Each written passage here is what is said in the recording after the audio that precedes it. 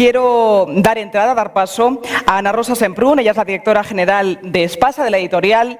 Ella va a ser la encargada de contar realmente qué consistió la elaboración de este libro. Ana Rosa, por favor.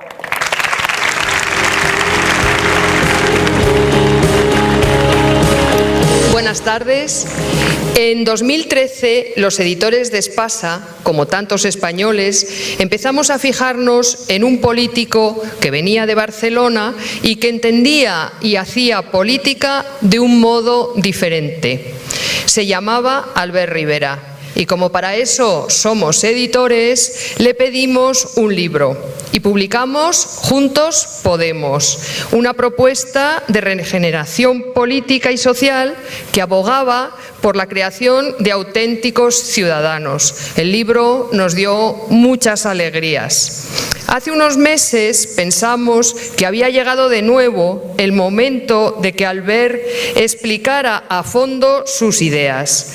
Cuando se lo propusimos, y aunque Ciudadanos ya había ganado 2 escaños en las elecciones europeas, lo que reflejaban las encuestas era la impresionante irrupción de Podemos y a Ciudadanos le daban un papel todavía secundario. Desde entonces, la situación ha dado un vuelco impresionante y Albert Rivera se ha convertido en el hombre del momento. El libro que presentamos hoy, El cambio sensato, será lectura imprescindible para miles de personas. En 100 preguntas y 100 respuestas, Albert responde con enorme claridad y sin eludir ningún tema a todas las cuestiones que preocupan a los españoles. En el primer capítulo conocemos al Albert Rivera más personal y en los 8 siguientes su opinión sobre el paro, la desigualdad, la corrupción, la educación, la cultura, la sanidad, el medio ambiente, etcétera. Debo subrayar que Albert no puso un pero a ninguna de las preguntas y las respondió con una naturalidad y con la convicción que le acompaña y que es marca de la casa. Antes de salir a la venta el libro, ya tuvimos que hacer una segunda edición. Los libreros querían más ejemplares, lo cual tengo que decir que en este momento es un milagro. 3 días después de su publicación, lo podemos decir, el libro va a ser un bestseller. Estamos seguros de que será la primera reedición de muchas y esperamos que cuando Albert sea presidente de este país siga editando con nosotros. Muchas gracias, Albert, y buena suerte. ¿Sí? Nos quedamos ahí, cogemos el micro. Ahí estás, ¿cómoda? ¿Sí? ¿Todo bien? Por cierto, me gusta mucho que estoy viendo muchas luces de móvil, de iPad, de todo tipo de smartphone por ahí. Imagino, supongo, que no hablando con nadie, sino que lanzando las preguntas al hashtag, ¿verdad? ¿Sí? Así me gusta. Hay que lanzar preguntas, el hashtag, el cambio sensato, ¿de acuerdo? Enseguida las vamos a ir trasladando a Albert en un momentito, nada más. Bueno, después de hacer este recordatorio, ahora vamos a dar paso a otra persona que ha querido acompañarnos hoy en este acto de presentación del libro, El cambio sensato. Él es un escritor, él es Lorenzo Silva. Un aplauso, por favor.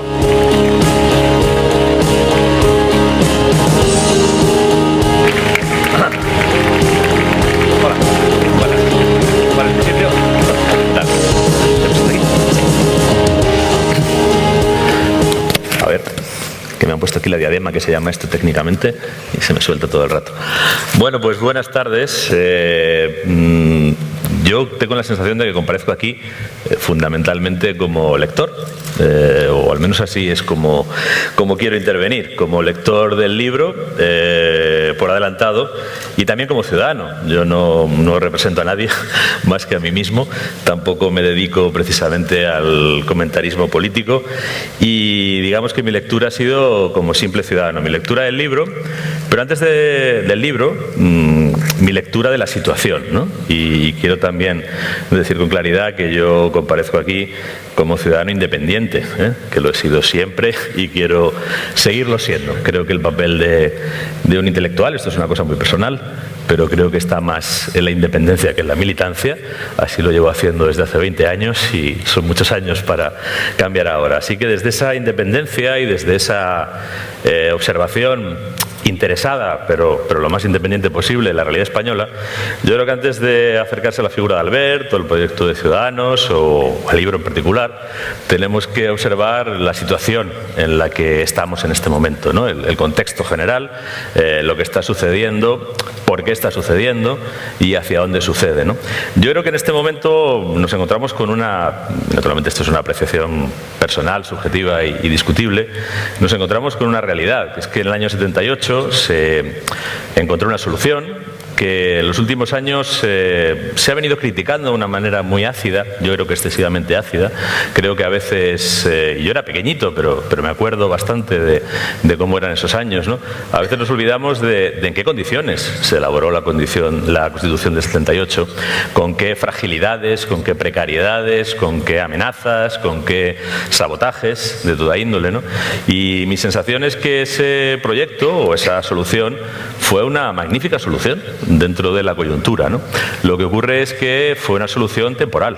Hay coyunturas en las que uno puede intentar resolver problemas de forma definitiva y hay coyunturas donde los problemas son de tal calibre y las circunstancias y los recursos tan escasos, tan limitados, que uno no puede aspirar a dar una solución definitiva. Sería una solución temporal, una solución a prueba, y la hemos estado probando durante 20 y tantos años, ¿no? Y en esos, durante 30 y tantos años ya.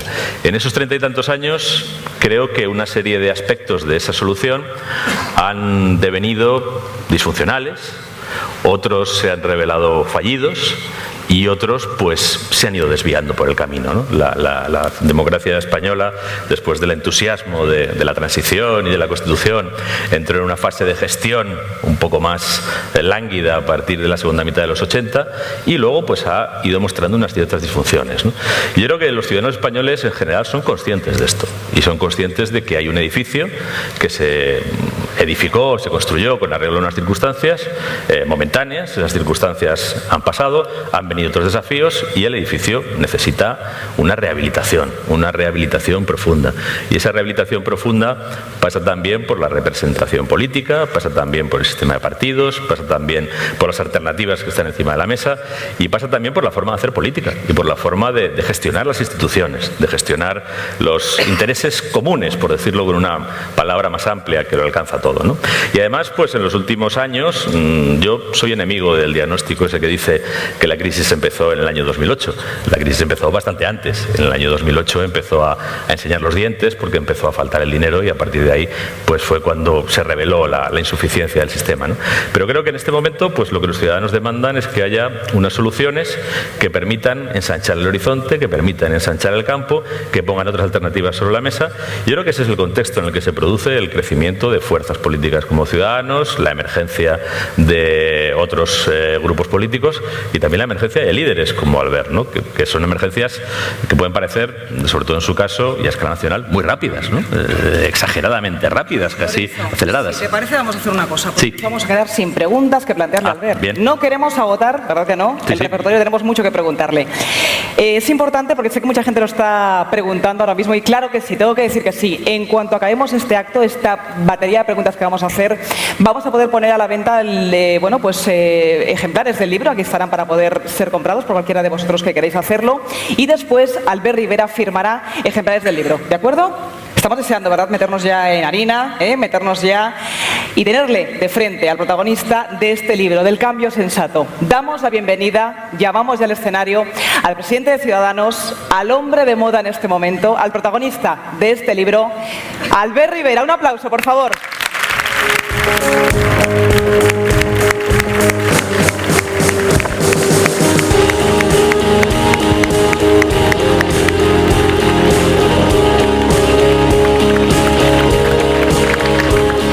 Ya tendremos ubicado. Ya estás aquí. ¿Cómodos todos? ¿Sí? Bueno, como en casa, porque Bueno. el Goya se ha convertido en la segunda casa de En la segunda. de Yo Ciudadanos decía, en se me ha Madrid. caído el pinganillo, estas son cosas del directo, ¿lo ves? Esto es como en la televisión, exactamente igual. Muy bien.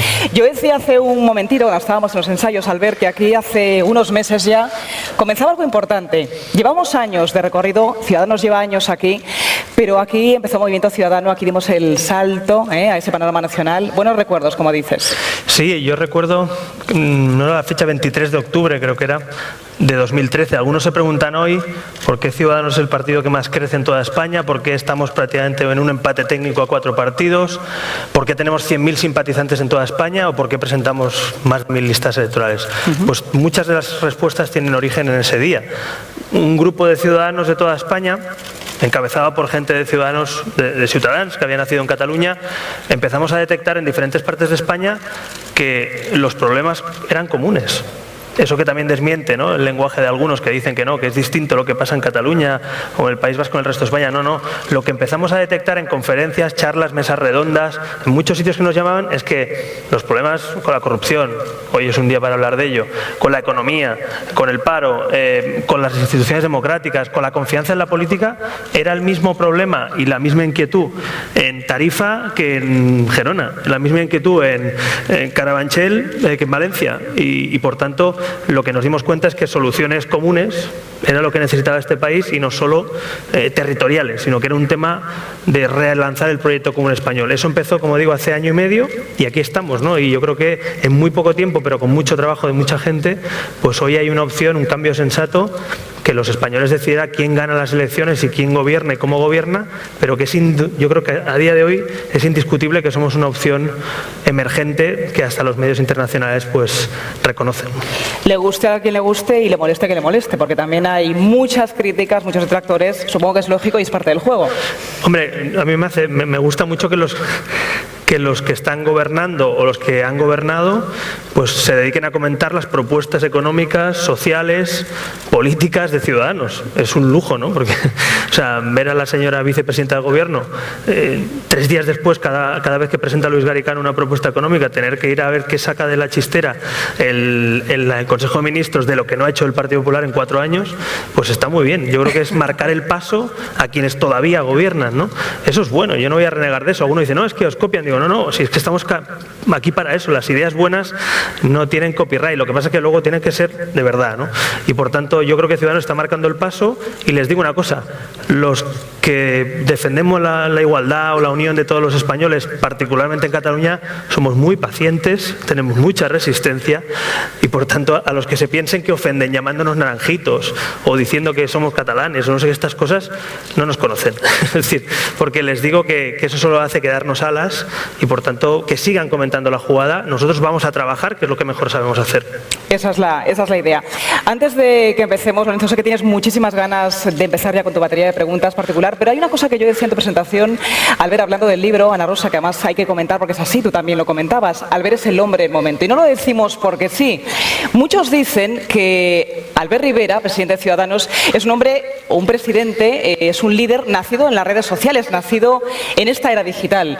No sé cuánto tiene de bueno, cuánto tiene de malo. Lo que sí es cierto es que eso te ha permitido acercarte a todo el mundo de una manera brutal. O sea, de otro modo no sería posible, a lo mejor, tan viral. Yo creo que el pionero del cambio de paradigma entre ciudadanía y política, podemos decir, está en Estados Unidos, y es la campaña de Obama 2008, que yo, por cierto, tuve el honor y el lujo de poder estudiarla muy de cerca en un curso que estuve en la George Washington, ¿no? Y cuando uno ve cómo trabajó aquella campaña Obama y su equipo, y vio cómo pasó por encima de Hillary Clinton, que ahora es la actual candidata, pero en su día, Juan Verde, prologuista del libro anterior, también con Espasa, explicaba muy bien cómo él, habiendo estado con Hillary, vio cómo Obama creaba un ejército civil de ciudadanos en las redes sociales y plataformas y con líderes sociales en los diferentes puntos del país.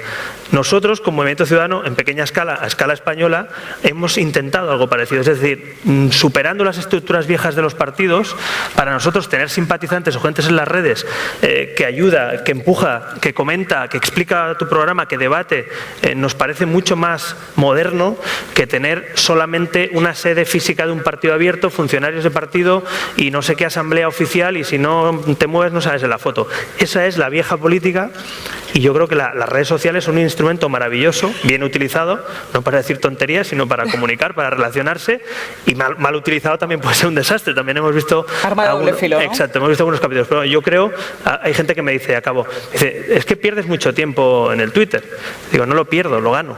Digo, porque esa es la manera de relacionarse con la gente que te da su voto, que te confía o que te hace una pregunta. Pero un punto importante, porque yo creo que mucha gente piensa que no está Albert detrás de su cuenta de Twitter, por ejemplo, tu cuenta de Facebook. Eres tú personalmente el que hace las Soy yo. Preguntas que se lanzan, las contestaciones que das, eres tú. Soy yo, y además ya sé que es difícil cuanto más seguidores tienen, y aquí tenemos, Lorenzo también lo sabe, que no es fácil, y los que tienen aquí cuenta y candidatos que están aquí que veo delante, sabéis que no es fácil estar detrás y responder a todo el mundo, es imposible, pero sí, lo que me gusta es esa parte personal. La gente no quiere hablar con una máquina, ni con un community manager, con todos los respetos. El community manager, a mi juicio, es el quien te asesora, quien te dice saca este hashtag o hablad de este tema hoy, que es un tema que la gente pregunta. Pero sí, yo creo que la gestión detrás de una cuenta me parece fundamental para que la gente confíe. No a todo el mundo se le puede responder, pero hombre, interaccionar cada día con miles de personas, pues me parece que es importante, ¿no? Lorenzo o Ana Rosa, cuando queráis. Bueno, yo, mira, por empezar con cuestiones, empezaría con una muy general y muy abierta, y prometo que no es nada capciosa, pero me parece que puede empezar a centrar la cuestión, ¿no? El libro se titula El cambio sensato. Yo creo que el título contiene una tensión entre cambiar y sensatez. El cambio sería lo que vamos a modificar, la sensatez a lo mejor alude a la prudencia en eso.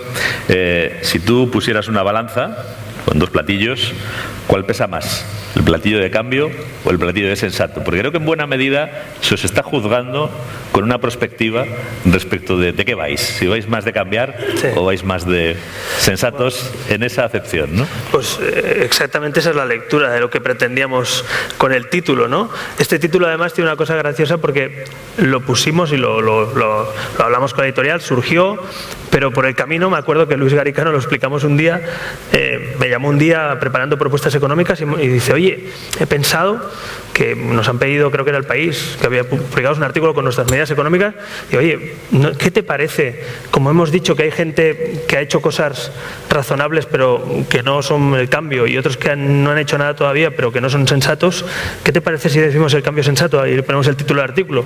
Y le digo, Luis, siento pisarte el título del artículo, que fue ese, digo, pero ese es el título del libro que se va a publicar en un par de meses, ¿no? Entonces, eso es justamente lo que pretendemos, es decir, cambiar profundamente todo lo que no funciona, reformas democráticas, reformas políticas, un modelo de economía del conocimiento, es decir, modernizar España después de 35 años y dar un paso de gigante para compararnos con las mejores naciones del mundo, pero la Constitución española, que puede ser reformable, pero no a dinamitar, Europa y el euro, que es reformable, pero queremos estar en Europa, la economía de mercado regulada, pero economía de mercado y no intervenida, o la sociedad del bienestar y no desmantelarla.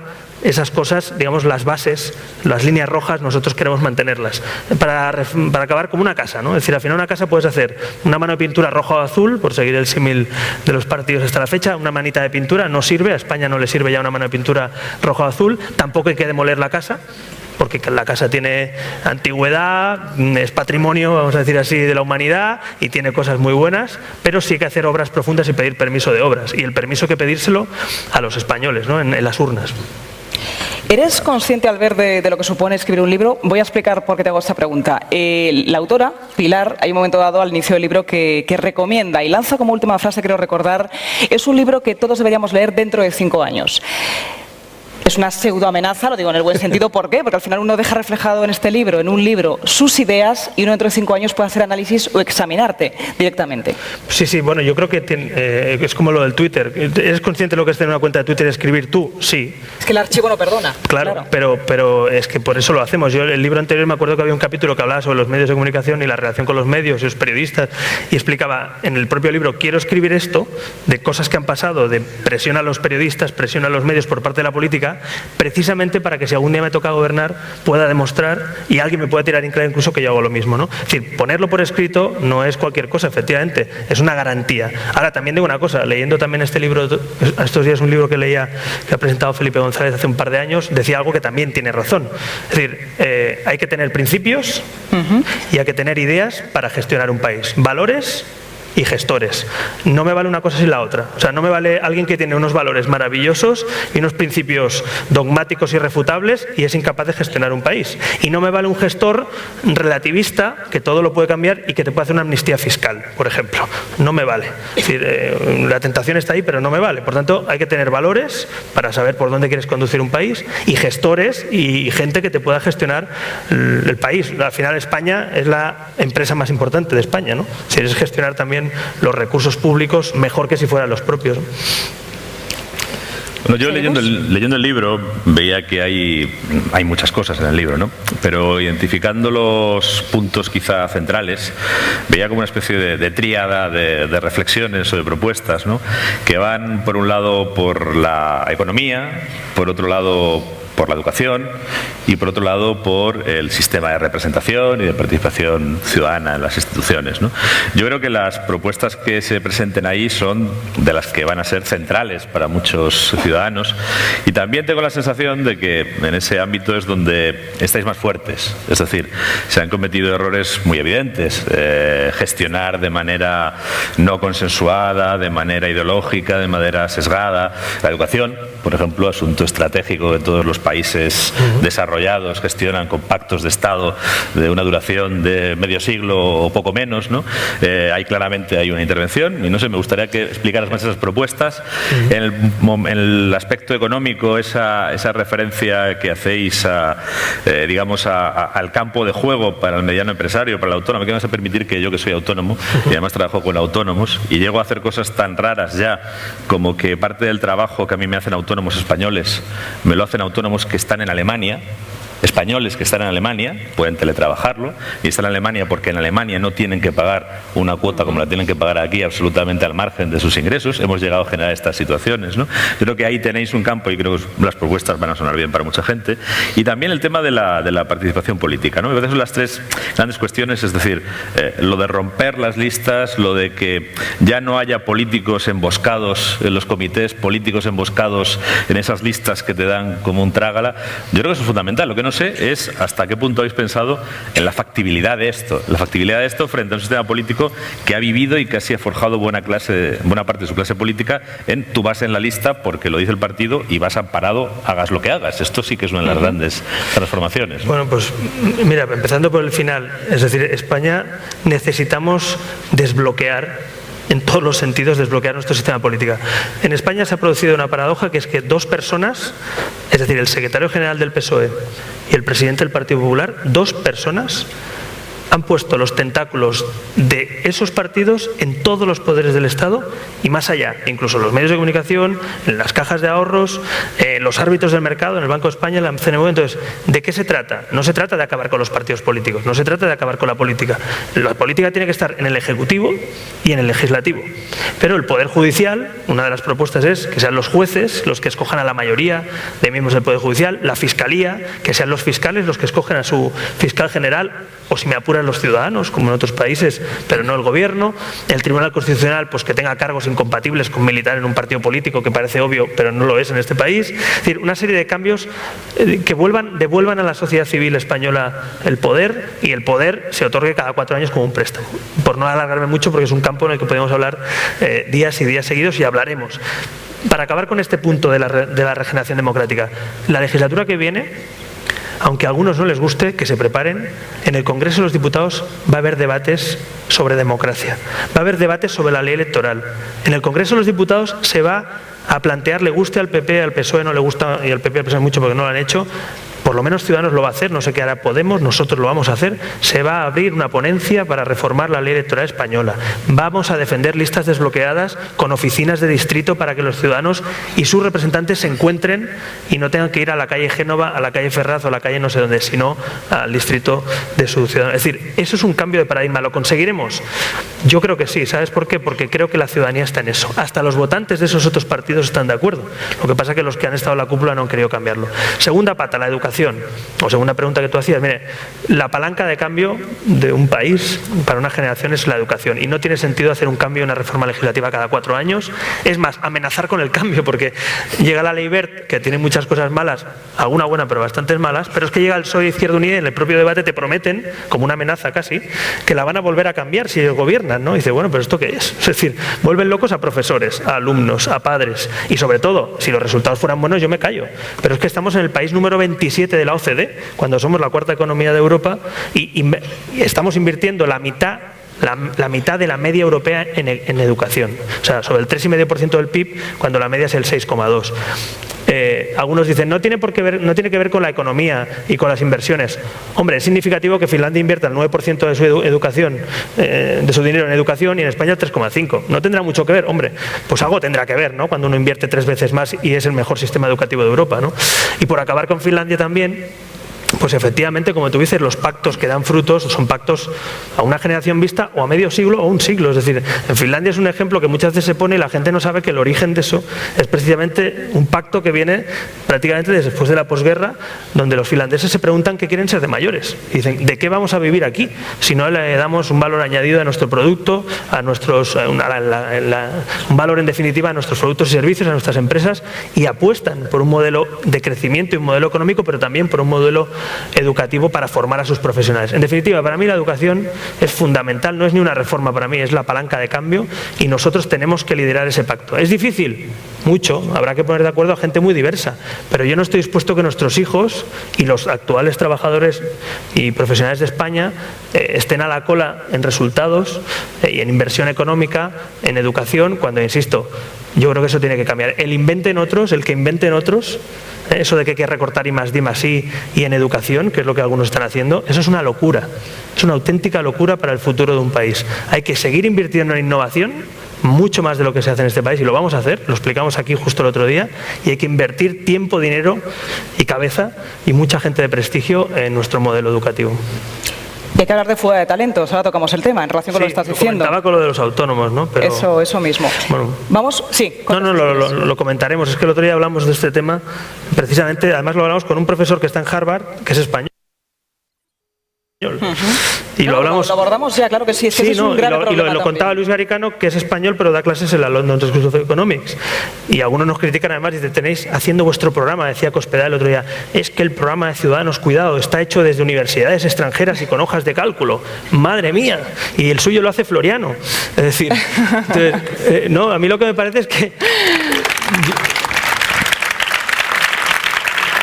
A mí lo que me parece es que el talento que tiene España, que para mí España, cuando se habla de la marca España, que hablaremos supongo también de la cultura y otras cosas, la marca España son los españoles. La marca España es nuestro talento. Es que un autónomo, como bien explicaba Lorenzo, no tenga que hacer cábalas para irse a otro sitio para no pagar la mochila de 270 euros de salida de autónomo. Nosotros hemos hecho una propuesta que no está inventada, que es la propuesta que hacen todos los países de Europa. Primero, por debajo del sueldo mínimo interprofesional calculado, no pagaremos o no se pagará cuota de autónomo. Si estás por encima del mínimo interprofesional declarado, empezás a pagar en función de los ingresos. Es decir, un señor que factura y que gana, tiene unos beneficios a final de año de 3.000 euros, no es lo mismo que un señor que factura y que tiene unos beneficios de 2,5 millones. Pues en España paga exactamente lo mismo. Es más, si tienes pérdidas, también. Y si no trabajas, también. Por lo tanto, yo creo que los autónomos, la pequeña y mediana empresa, los innovadores, la gente que tiene que crecer y hacer crecer sus empresas, no tienen que ser los enemigos de un gobierno, tienen que ser los aliados de un gobierno.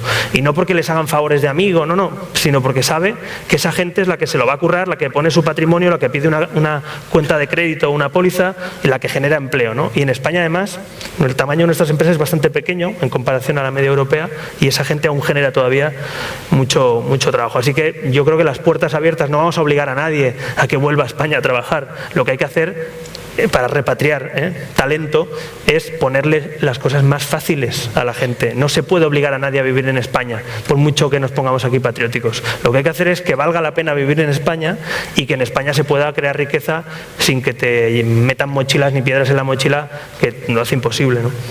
Algo de lo que tú en el libro además hablas con una frase muy clara, y es que en España se está pagando la educación de toda esa gente que luego va a estar pues cotizando en otros países, que eso es un poco el drama, ¿no?, de esta situación. A ver, vamos a hacer una cosa. Como estamos interactuando en todo momento con este hashtag que recordábamos al principio, el cambio sensato, nos van lanzando preguntas, vamos a ir leyéndolas, si te parece, para también tener más preguntas que nos lanzan, a ver si podemos ver alguno de los tweets aquí. Mira, por ejemplo, Santiago Oredo, a ver si podemos ver este tweet. No. A ver, este, velocidad, ¿no? ¿no? O sea, así no podemos leerlo. A ver, con este nos quedamos. ¿Lo podemos ver aquí? Venga. No, tampoco. Bueno, pues no, Sí, no ahora podemos sí, leerlo. ahora sí, ahora sí. A ver, Ahora este sí tienes, podemos leerlo. Dice, ¿cuál sería? No, pues tampoco. Bueno, hay que lanzar tweets a menos velocidad, ¿eh? A ver si podemos conseguirlo. Aquí lo tenemos, me parece que sí. ¿Cuál sería el lugar? Pues tampoco. Bueno, pues seguimos con el tema una cámara entonces. De los No se queda servicios fijo. sociales y la protección a la dependencia. Bueno, ¿seguimos con más preguntas? Adelante, don Sí, Lorenzo. mira, vamos a entrar en uno de los temas en los que discrepo Ahora sí que- del programa que se expone en el libro, ¿no? Que tiene que ver además con mi gremio, que es el de la cultura. Bueno, discrepo en parte. Me ha parecido alentador que un político español diga de una manera que parece convincente que para él la marca España no son solo los deportistas, porque parece que solo Nadal y la Fórmula 1 y la Roja son la marca España, ¿no? Sino que la cultura tradicional, la cultura que viene representada por la literatura, por el cine, por la música, ¿no? Que para alguna gente parece ser sospechosa o no merecedora de apoyo en España, que puede ser también un puntal de esa marca. A mí, la verdad es que he de decir que la expresión marca España me gusta lo justo, tampoco demasiado, ¿no? Pero bueno, para entendernos puede valer. A mí esa parte del programa me parece que tal y como lo contáis o tal y como lo cuentas en el libro, suena bien. Luego habrá que hacerlo, porque los de la cultura estamos muy acostumbrados a la retórica vacía en las cumbres iberoamericanas, el 23 de abril y las entregas de los premios Cervantes, y luego a la hora de la verdad pues se apuesta por otras cosas y no precisamente por la cultura. Pero en lo que te debo decir que discrepo absolutamente es en la valoración de que no se puede intervenir penalmente con el expolio de propiedad intelectual en la red. Todos los países intervienen penalmente, penalmente o administrativamente. A mí no me gusta la ley Sinde ni me gusta la ley Wert, porque me parecen instrumentos ineficaces, porque además dirigen la solución del problema a una instancia que no es para mí la competente. Un órgano administrativo no tiene que resolver litigios entre particulares, para eso están los jueces, eso me parece una deformación. El procedimiento administrativo además no es eficaz, no es apto para resolver estas controversias, pero cuando unas personas están generando una riqueza, esa riqueza está circulando, esa riqueza se está apropiando, esa riqueza se está distribuyendo, esa riqueza se está menoscabando y malbaratando, y la herramienta delictiva es un enlace en Internet, no podemos decir que criminalizar los enlaces como tal es un error. Claro, criminalizar el enlace que una persona ponga a su blog, pues naturalmente ese enlace es inocuo, pero cuando el enlace lo pone una persona que ha robado la propiedad de otra persona para que la propiedad de otra persona sirva para lucrarle a él, eso no es un enlace. Formalmente es un enlace, pero sustancialmente es la cobertura de un acto de despojo ilegítimo y de vaciamiento de un derecho legítimo.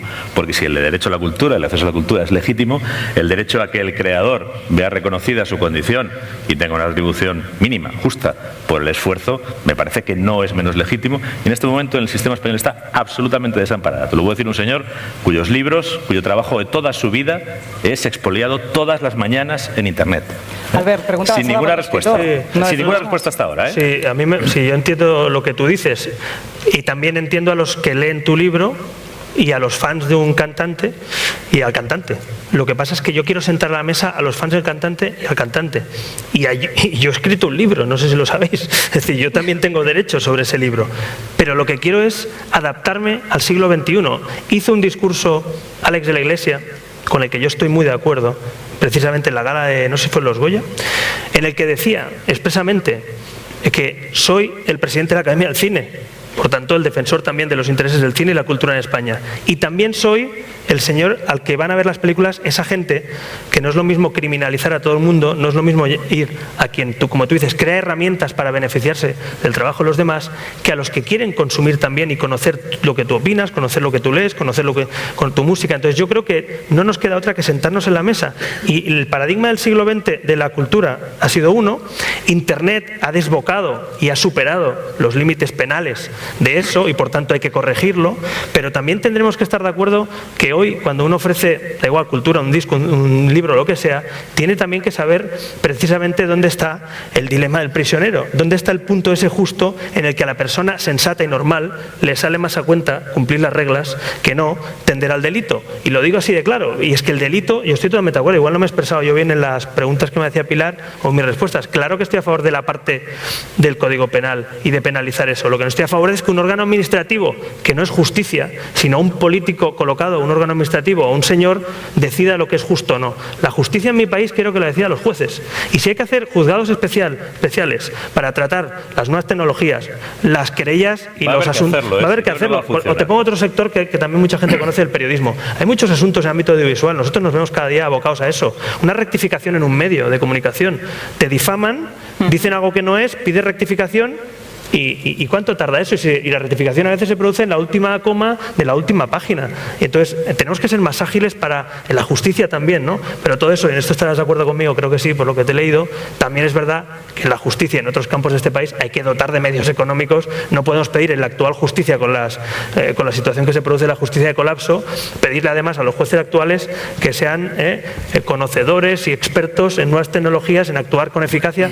Es decir, estoy de acuerdo en la idea que tú dices, porque, insisto, yo defiendo y creo que los derechos de la propiedad intelectual son derechos que hay que proteger, pero hay que protegerlos sabiendo diferenciar entre el crimen, entre el delito, entre el que se lucra, entre el que crea un negocio a través de tu negocio y en el que consume tu libro, en el que consume tu música. Y yo, insisto, porque soy consumidor por un lado y soy escritor o tengo derechos por otro, y creo que deberíamos bajar al ruedo, bajar a la arena y debatir eso. Yo creo que la ley SINDE, como dices, peca básicamente en la idea de llevar eso al campo administrativo, porque ese es el gran pecado para mí original de esa norma, y deberíamos ser un poquito sensatos y tener un debate con expertos en el Congreso de los Diputados, no solo aquí o en una tele, sino a lo mejor en los parlamentos que legislan sobre esto, escuchar a todas las partes, ¿no? Yo no pienso sentar cátedra ni decir esto está bien o esto está mal. Yo vengo aquí también a aprender y a escuchar, y estoy dispuesto a debatir sobre eso, pero insisto que la idea fundamental es diferenciar en lo que es un delito y alguien que se lucra de eso o que quiere lucrarse de eso, de quien simplemente es un consumidor y accede de diferentes maneras hoy en día a la cultura, y algunas de ellas, si no las taponamos o las tapamos, son ilegales. Pero yo creo que hay que cambiar el chip, y en este mundo que vivimos hay que prohibir, pero hay que seducir. Hay que prohibir y hay que seducir. Y los que ofrecemos también derechos y propiedad intelectual también debemos seducir para que la gente sensata, que creo que es la mayoría, sea mucho más cómodo consumir legalmente que no estar en la ilegalidad, ¿no? Bueno, antes lo has nombrado hace un momentito y me gustaría hacer un pequeño break ahora, porque tenemos evidentemente también entre el público a la autora de esa batería de preguntas de 100. Me gustaría darle un aplauso para arropar entre todos a Pilar, por favor, portero, que se encuentra aquí entre nosotros. Pilar, a ver si la localizo. Pilar, ponte de pie, que te veamos. Ella es la autora de esa batería de 100 preguntas a la que se sometió Albert. Gracias, Pilar. Bueno, saludada queda. Seguimos adelante con esas preguntas. Enseguida vamos a retomar todas las preguntas que están llegando a la cuenta con ese hashtag que, insisto, es el cambio sensato. Almohadilla, el cambio sensato. Pero antes vamos a dar un pasito atrás y preguntas un poquito más personales, porque también se tocan en el libro, temas como esa vida, no sé si es posible como político y como político más moderno, expuesto a mil cosas, pues con redes sociales, a pie de calle. ¿Se puede conciliar vida profesional, política en este caso, con una vida familiar? ¿Cómo lo consigues, Albert? Es que si no se concilia no vale la pena. Es decir, yo no estoy dispuesto a renunciar a la felicidad, porque a la vida, como muchos de ustedes, supongo que hemos venido a ser felices, ¿no? Así que lo que pasa es que yo estoy compaginando hacer algo que me apasiona, que es poner un granito de arena por mi país, por mi comunidad, por mis compatriotas, por el mundo en el que vivimos. Lo estoy haciendo con pasión y con felicidad. Y si eso es incompatible algún día, el día que me vean ustedes decir, pues hasta aquí he llegado, aquí se acabó una etapa, que lo haré, prometo no perpetuarme porque ni me apetece ni creo que sea sano para la política, pues el día que lo haga será porque o ha sido incompatible o se acaba una etapa. Entonces yo creo que es sano, por un lado, esa parte, ¿no?, de dedicarse temporalmente a la política, tener una profesión más allá de la política. Lo comentamos antes de entrar con Lorenzo. Yo soy abogado, he trabajado en una empresa, quiero volver a ejercer mi profesión o a volver al mundo también de la empresa cuando acabe esta etapa. Eso te da carta de libertad. Es decir, el hecho de que nunca te digan, no, es que tú tienes que votar esto y decir esto, y el partido y el otro dice lo otro, y si no, pues mira, tienes que cobrar a final de mes. Pues no, chico. O sea, yo por suerte puedo ganarme la vida fuera de la política, y eso me da una libertad para poder opinar, actuar y ser coherente con lo que yo creo que tengo que hacer. Y el día que no sea así, no pasa nada.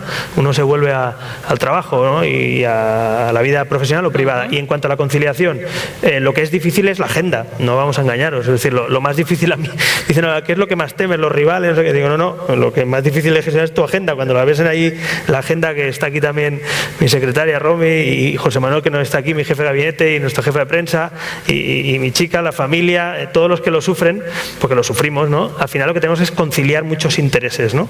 Y esos intereses supone que a veces tienes que decir, oye, por ejemplo, a partir de las 10, 11 de la noche en casa, pues yo tengo ya hace muchos años una norma que es no hago llamadas, ni las cojo, y prefiero poner un SMS, un escrito, oye, mañana hablamos, no sé qué, pero por una cuestión de salud mental, ¿no?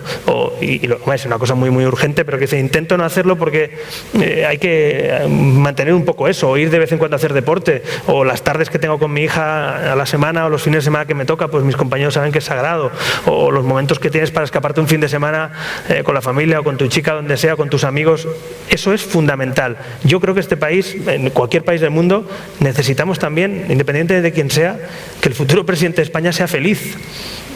Déjenme que lo quiera, creo que sería bueno.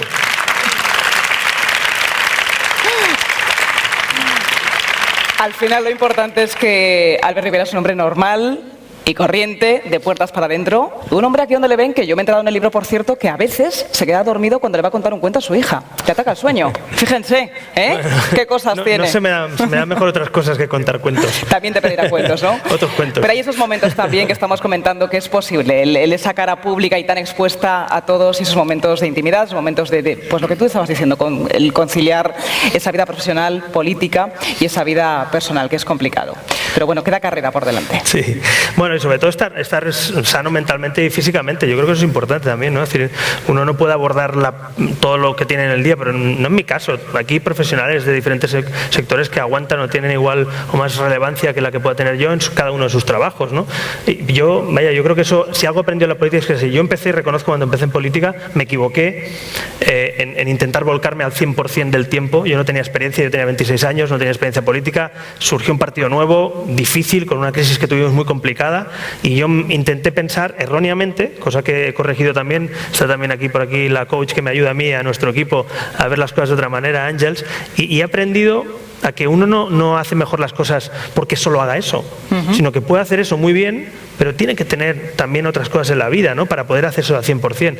Y eso es fundamental en general. Yo les confieso una cosa, algo que la gente no cree, las mejores empresas del mundo están trabajando precisamente la parte de capital humano, recursos humanos y la actitud frente a la vida, ¿no? Mucho más incluso que la aptitud. Es decir, la aptitud se presume, la aptitud con P, es decir, sí que tu currículum, pero la actitud en la vida y la actitud en una empresa es la que genera determinadas dinámicas en un país, ¿no? No es lo mismo, por ejemplo, hablar de ilusión que de venganza.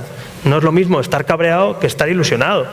No es lo mismo que te digan no sé qué de otro partido y te rías y saquemos una foto con el naranjito que insultar al otro. Es decir, hay maneras diferentes de afrontar esto. Y yo no estoy dispuesto a perder eso porque creo que eso es lo que nos ha hecho fuertes también, ¿no? Entre otras cosas. Bueno, me están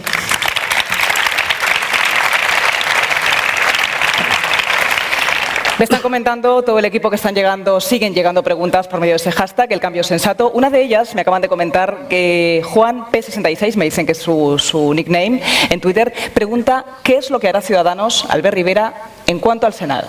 ¿En cuanto a? Al Senado. Yo el Senado lo puedo resumir en una frase, o lo arreglamos o lo cerramos. Es decir... Y lo explico un poco más técnicamente, pero es decir, el Senado o es eso que dice la Constitución que tiene que ser, una Cámara territorial que represente a las comunidades autónomas para que los debates territoriales no se produzcan en el Congreso, sino en el Senado, es decir, lo que hacen los alemanes, lo que hacen los austríacos, lo que hacen en Estados Unidos, un Senado territorial federal, o si va a ser una Cámara para colocar a gente que esté afuera del Supremo, lo hemos visto esta semana, o a pinganillos para que dos personas que hablan el mismo idioma tengan que ponerse un traductor, que también lo hemos visto todos, o que sea un Senado para jubilar a la gente que en vez de irse a casa son incapaces de irse a casa y quieren seguir con un cargo político, para eso lo cerramos. Entonces yo creo que el Senado puede ser útil a este país si nosotros proponemos un sistema que 1 o 2 senadores territoriales por cada comunidad autónoma, por tanto un Senado con menos en todo caso de 80 a 100 senadores, y que puedan debatir los asuntos territoriales, que sea una cámara de debate territorial, los asuntos importantes de este país. Yo creo que eso es posible y sería bueno y mejor de lo que tenemos, pero el Senado actual, insisto, es una cámara, como saben, de doble lectura, en el que vote lo que vote el Senado, el Congreso tiene la última palabra, y por tanto es un trámite básicamente, y eso sí, 230 o 240 senadores, que yo creo que, insisto, podíamos mejorar muchísimo el funcionamiento de esa cámara. Pues has dejado el titular, de la noche, no pasa nada, está dicho ya. A ver si podemos seguir leyendo tweets, aquí tenemos otro, el cambio sensato, bueno, se nos ha ido también. Yo creo que el pinganillo... Bueno, nada, me voy a dejar aquí el cuello al final, a ver si voy a acercarme hasta aquí a ver si podemos leerlo. ¿Cuál sería el lugar de los servicios sociales y la protección a la dependencia? Bueno, creo que lo rápido que les leo habla de servicios sociales y dependencia. Yo creo que la ley de dependencia es una de las mejores cosas que se pensaron y una de las peores cosas que se han financiado. Es decir, es una gran idea tener esa cuarta pata, ¿no?, del estado de bienestar, que es garantizar que esa gente dependiente, que depende de otras personas, pues tenga una asistencia a través de familiares, a través de servicios públicos o a través de un dinero, unos recursos para hacerlo. ¿Cuál fue el problema de esa ley? Ustedes lo saben, se puso en marcha, la mayoría españoles estamos de acuerdo, yo diría de partidos, pero no se habló de esto. Y además, cuando se habló de esto, se trasladó a las comunidades autónomas y a los entes locales una parte de esas funciones, ¿no?, pero sin dinero. Entonces, ¿qué pasa ahora? Que estamos en una pugna que los perjudicados son los de siempre, los familiares, los enfermos, los dependientes, la gente que depende de eso. Yo he visto gente que por carta se ha enterado, literalmente por una carta, que le han quitado el dinero para que una hija cuide a su madre, o una persona enferma, una enfermedad crónica, tenga la ayuda de un familiar o de un vecino, ¿no? Entonces yo creo que lo que tendríamos que ser realistas es decir, ¿cuánto cuesta la ley de dependencia? ¿Quién la paga y cómo la paga? Si hay que incrementar alguna carga impositiva, digámoslo, si tiene que ser finalista o no para eso, porque vale la pena. O sea, abordemos un debate sensato, como nuestro libro. Es decir, lo que no podemos es prometer una ley de dependencia, ponerla en marcha y ahora que la pague quien pueda, y si no podemos, llega un gobierno, recorte y te envía una carta. Yo creo que eso, en algo tan importante como la salud de las personas, pues hay que ser especialmente cuidadosos. Así que promesas ninguna. Lo único que prometo es sentido común, sentar a las comunidades autónomas, entes locales y administración central en la mesa, calcular cuál es el coste de nuestros dependientes.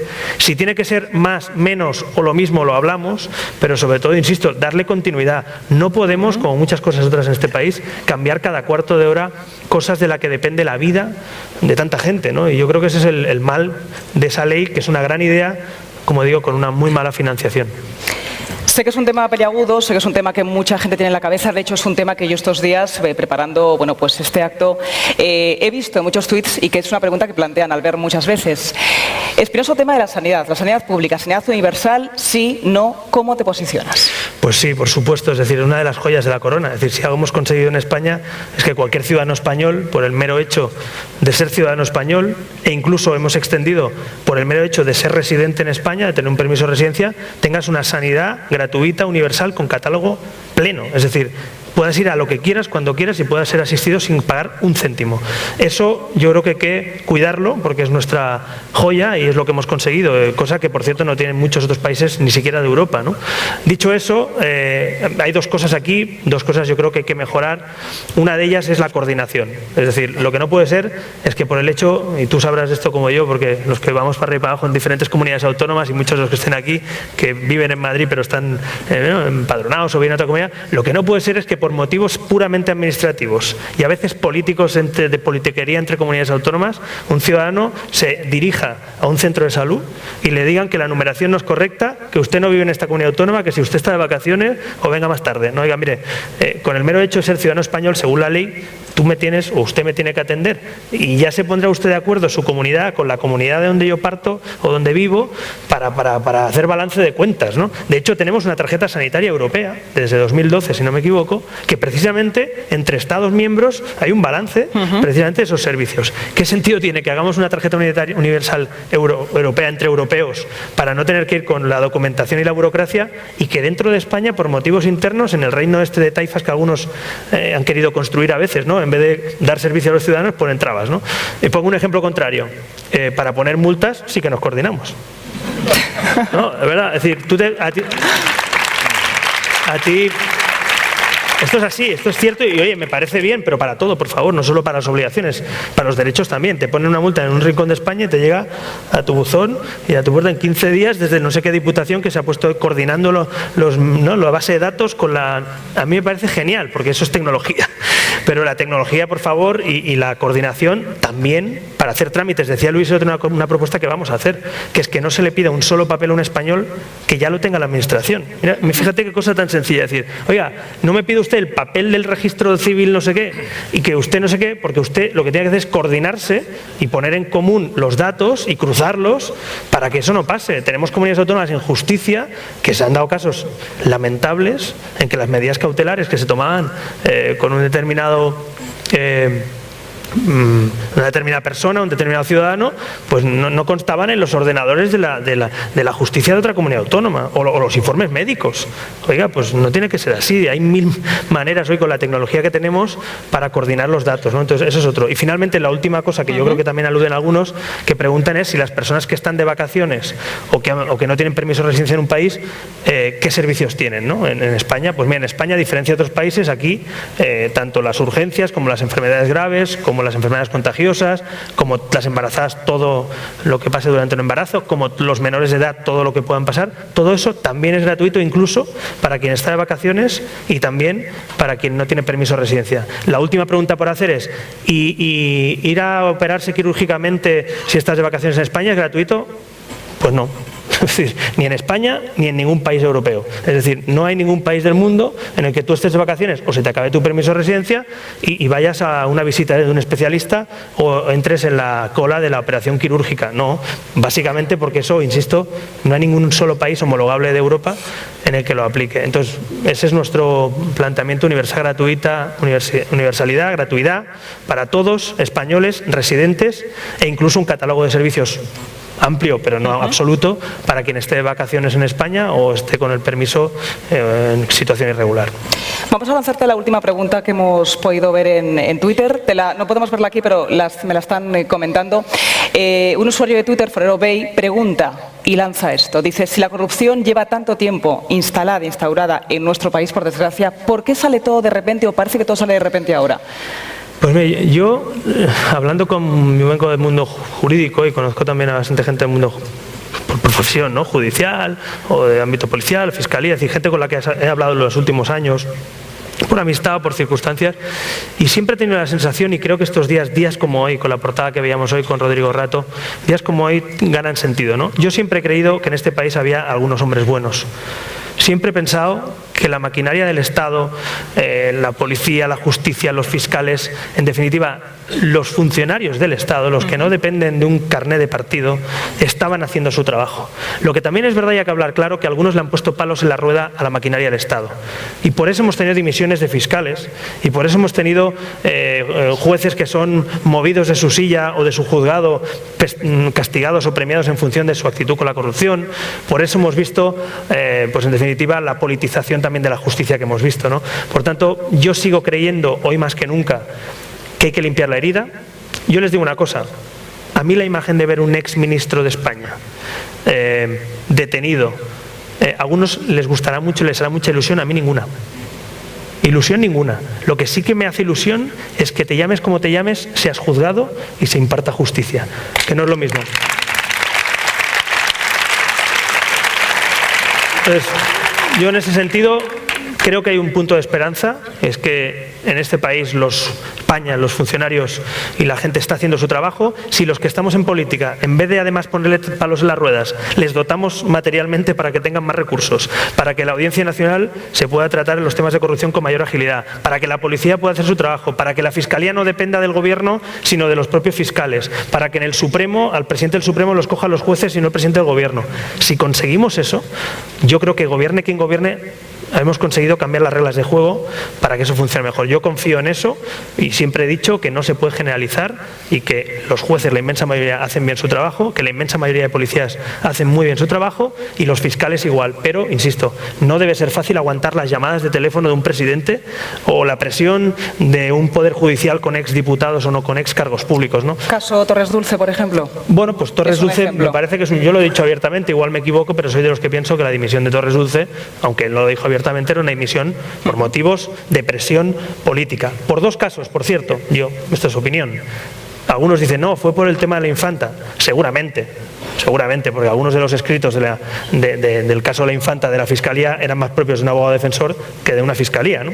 Pero también por otra cosa, por el 9 de noviembre en Cataluña. Ajá. El 9 de noviembre en Cataluña, la Fiscalía General del Estado y los fiscales que tenían y estaban alerta de lo que pudiera pasar, a mi juicio lo que hubo es un pacto político y una presión a la Fiscalía para no actuar, porque el señor Mas amenazaba con no sé qué, como siempre, y no sé qué pensaría hacer Rajoy. En todo caso, yo fui y digo, y vuelvo a repetir hoy, que aquello no había que frenarlo quitando urnas, no había que permitir que se pusieran. Es decir, en un Estado de Derecho, los colegios están para enseñar a los alumnos y educar a la gente, no para hacer simulacros de referéndum ilegales. Y eso se produjo en mi tierra y me dolió, nos dolió a muchos catalanes. Nos sentimos desamparados por el Estado de Derecho aquel día.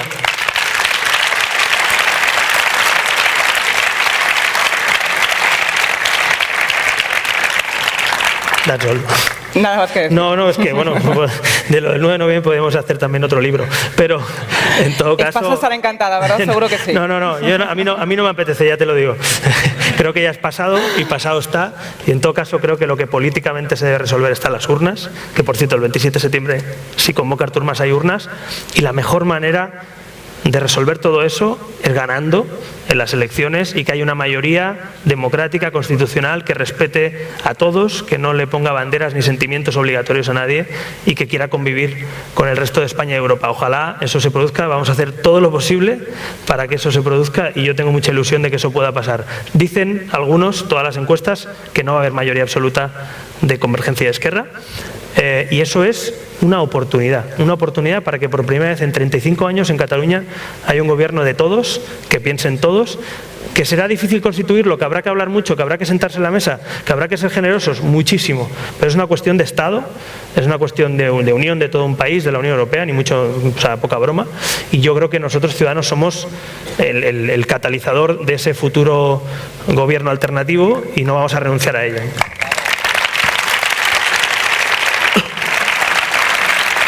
Lorenzo, vamos con la última pregunta.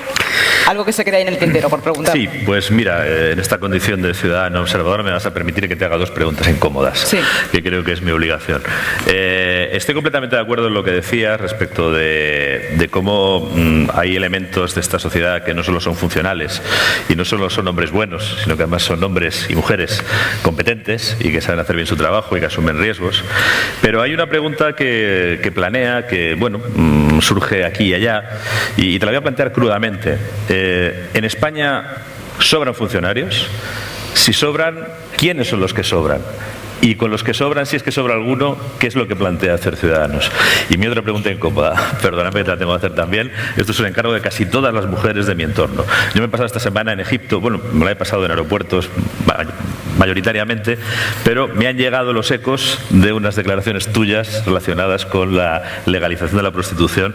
Es decir, que las mujeres que me rodean están todas muy en desacuerdo con tu manifestación. Yo tampoco estoy de acuerdo desde un análisis de la prostitución y también de la experiencia policial con la prostitución, bueno, sería largo explicarlo.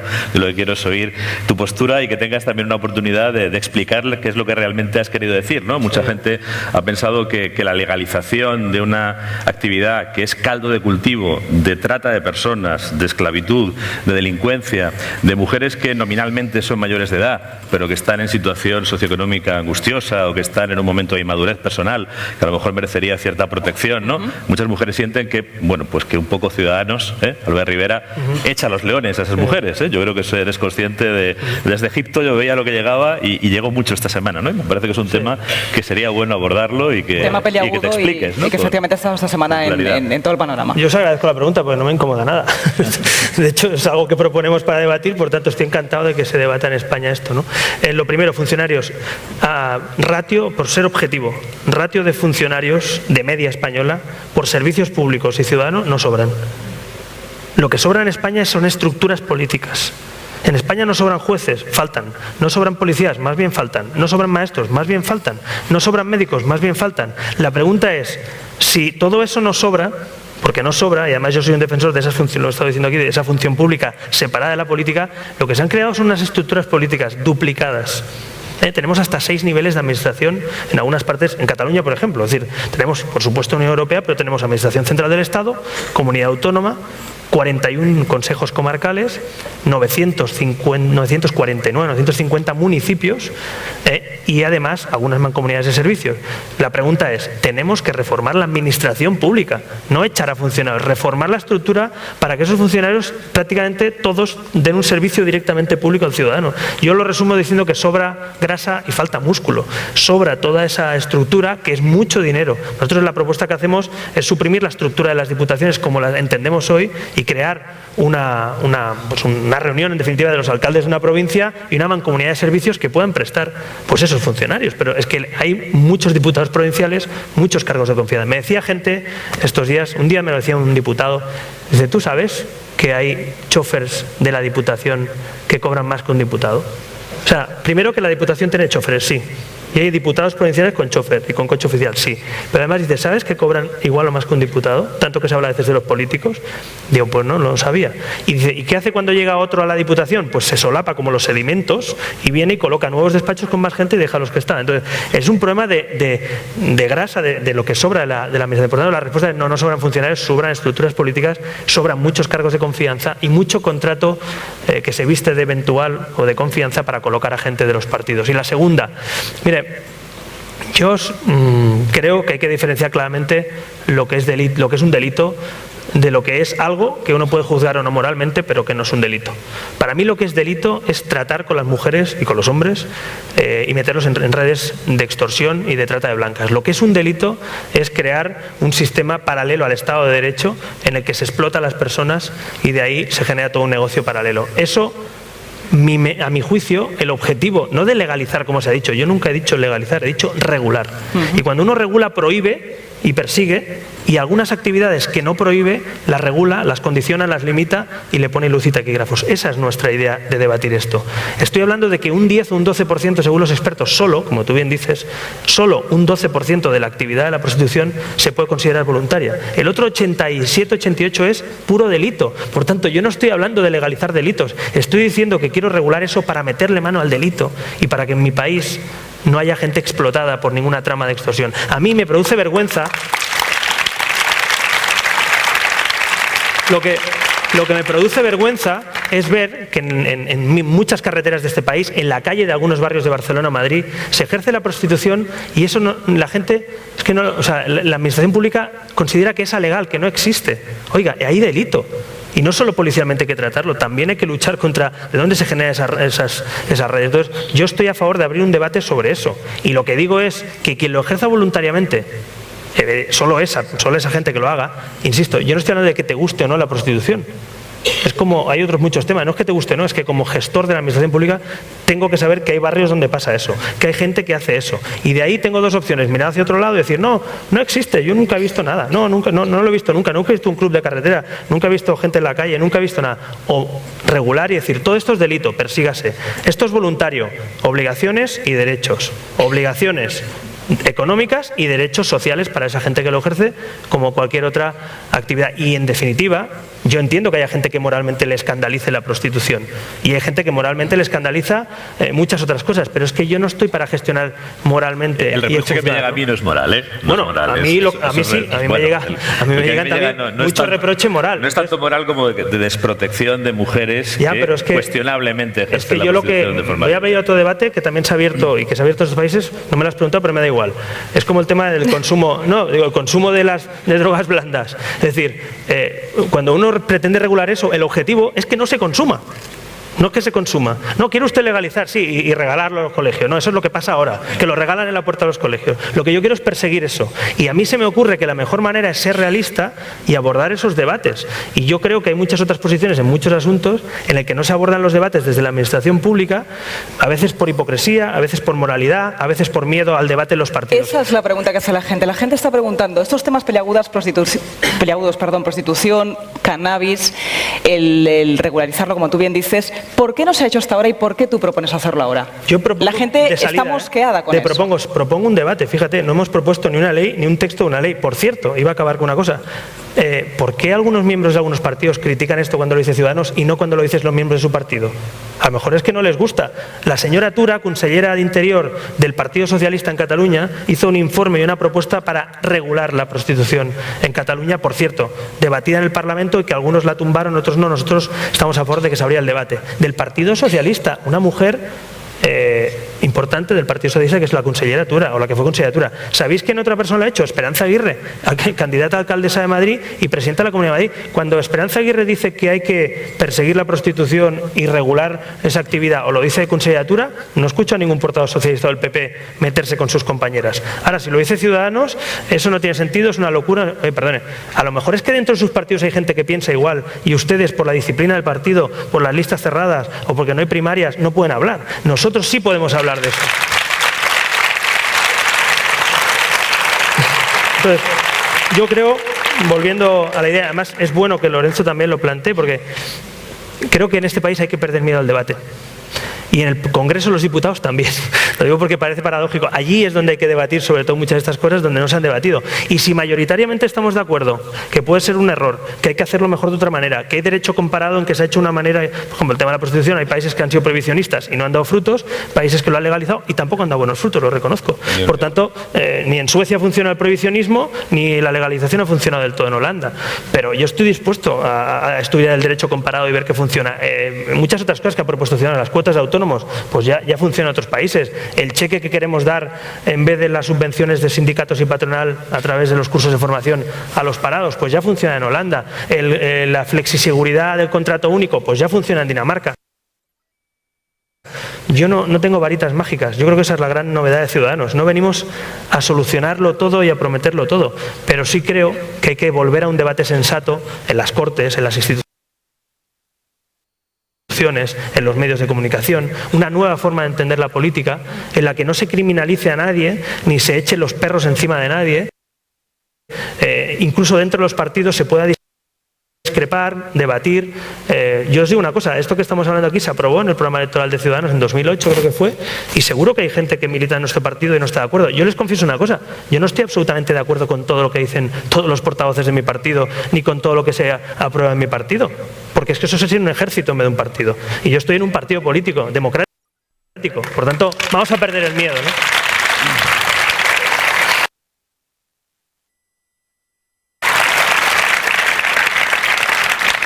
Gracias. La verdad es que se nos quedan muchísimas preguntas en el tintero, no hay tiempo para más. Me decías que no te había preguntado sobre un tema en concreto, se nos quedan 1000, Albert, en el tintero, más de las 100 que hay en este libro recogidas por la editorial Espasa, por Pilar, la autora de esas preguntas, muchísimas. Gracias a todos, pero creo que estarán de acuerdo conmigo todos, hoy aquí reunidos en este Teatro Goya, en que no es fácil tener aquí la valentía de un líder político, en este caso Albert Rivera, que se haya expuesto a las preguntas de cualquiera que pueda haber planteado, ante todos nosotros, una vez más, desnudos, es una vez en tu vida que lo haces, no físicamente ahora, pero sí así a lo que podía haber pasado. Así que creo que se merece un gran aplauso, por lo menos. A vosotros.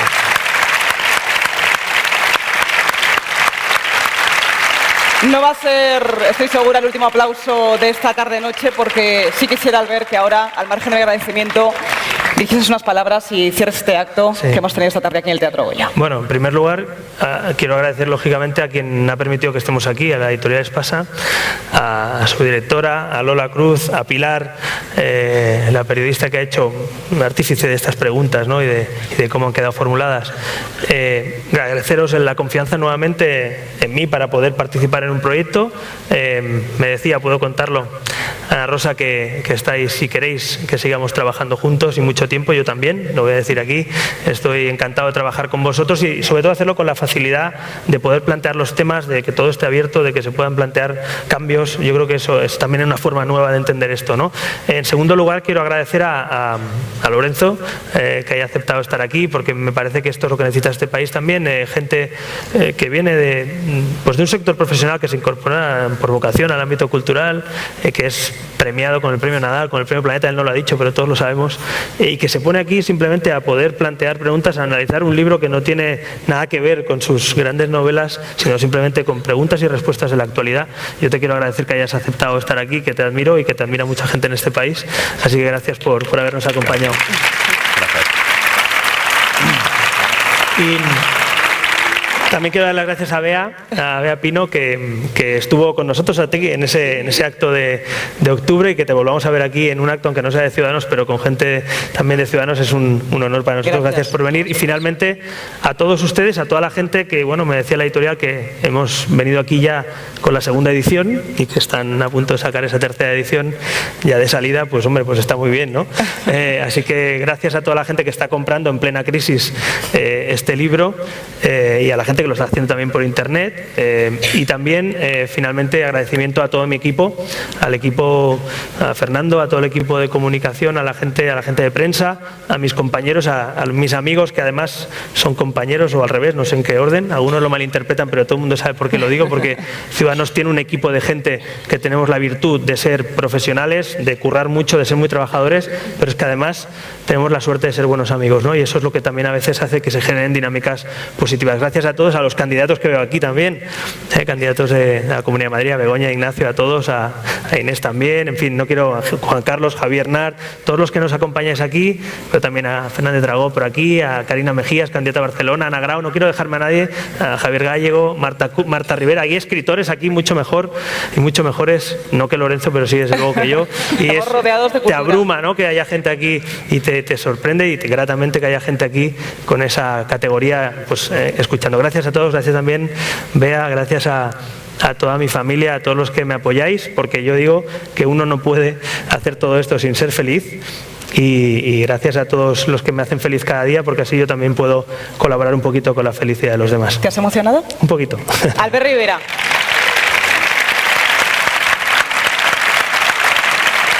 Gracias. Lo recordaba al principio, gracias a Rosa, gracias Lorenzo.